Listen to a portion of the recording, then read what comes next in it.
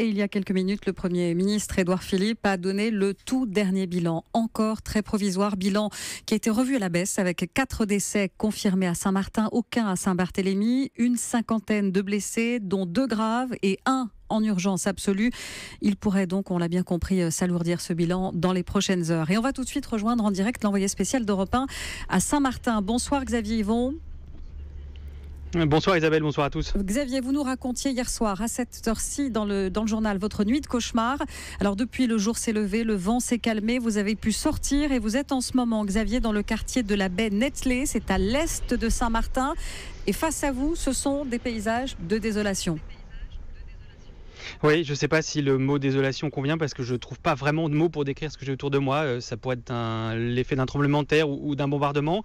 Si je me tourne de tous les côtés, il n'y a que des ruines, des voitures renversées sur le toit qui sont posées là comme ça sur des tas de débris comme s'ils avaient été abandonnés comme des jouets par des enfants. Les débris, il y a de tout. Il y a des morceaux de palmiers, il y a des morceaux de murs, il y a des parpaings, il y a des barres métalliques, il y a des baies vitrées. La plupart des maisons ont la toiture arrachée, même quand c'était de la tuile, ce qui est censé être le plus solide.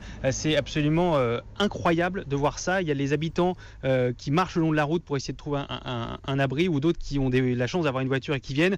Et tout le monde est éberlué du niveau de catastrophe et de destruction. Il y a des maisons qui sont totalement par terre, comme celle de Nathalie, qui s'est installée ici à Saint-Martin il y a tout juste un mois.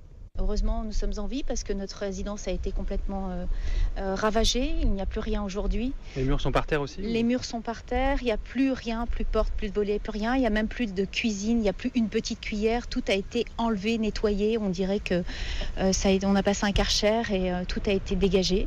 Ce qui fait que nous sommes réfugiés ici au Mercure pour l'instant. Voilà. Vous êtes dans quel état d'esprit? Complètement dévasté. On essaie de rester serein. Mais en même temps, on a l'impression d'être des zombies. On se promène tous comme des zombies. On se rencontre. On est dans un film parce qu'on rencontre tout le temps les mêmes personnes et on a l'impression d'être dans un film d'horreur. Voilà.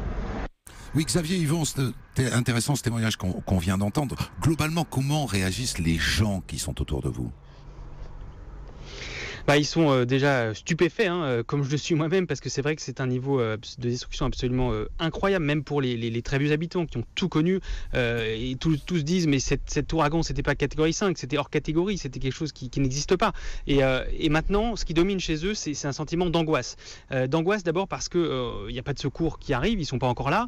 Alors on se demande si on va avoir assez de vivres, assez d'eau pour tenir, et puis aussi assez de fuel dans les générateurs, parce qu'il y a quelques maisons qui ont des générateurs, et donc tout le monde se regroupe dans ces maisons-là pour avoir un tout petit peu d'électricité, mais sauf que on a l'impression, vu le niveau de destruction, que ça va mettre des jours et des semaines avant que l'électricité revienne, que les secours arrivent, et donc c'est l'inquiétude pour les jours qui viennent. Donc on commence à se rationner, à rassembler les vivres, et puis il y a aussi l'inquiétude et la peur des pillages, parce que dans ce genre de situation, c'est un peu l'anarchie. Il y a déjà eu des pillages qui ont été signalés, et c'est vraiment l'angoisse de tout le monde qui demande à ce que la sécurité revienne. Ils veulent des militaires, des gendarmes. Alors j'en ai vu passer, j'ai vu passer un camion avec quelques gendarmes en armes dessus qui patrouillaient, qui prenaient des photos.